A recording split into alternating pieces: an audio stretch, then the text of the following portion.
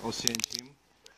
Ako 18-ročne boli deportované z Maďarska, lebo oni tam bývali, žili v Maďarsku a to bol posledný transport, ktorý vlastne Horthy pustil do tých Maďarov.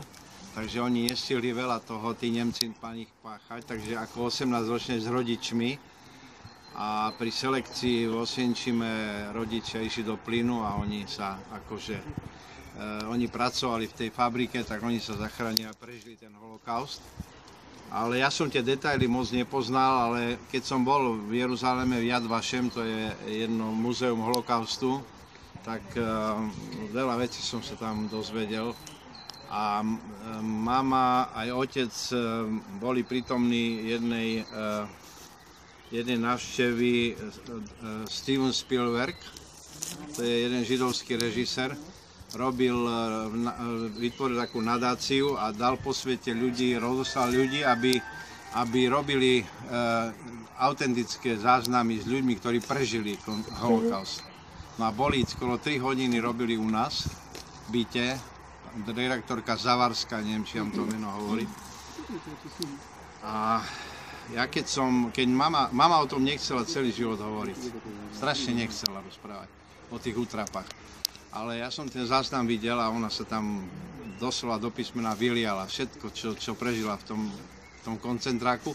A dokonca mi tam povedala aj číslo baraku a ja som v októbri bol v Osvienčime a som v tom baraku bol. Tak je to také silné, hej. Číslo mám vystavené. Mám vystavené.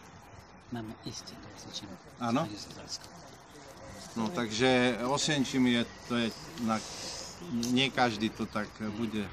My sme boli teraz v Izraeli s dievčatami z okolnej akadémie, a to boli skoro všetky kresťanské rodiny.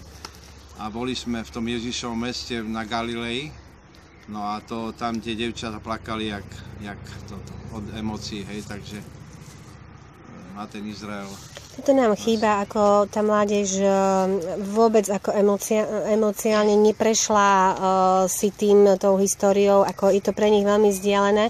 Aj preto tak potom sú náchylné počúvať také kadejaké zvrátené reči, lebo keď počujú slovo Žid, tak si pod tým predstavujú nejaké, ja neviem, nejaké zviera, nie človeka.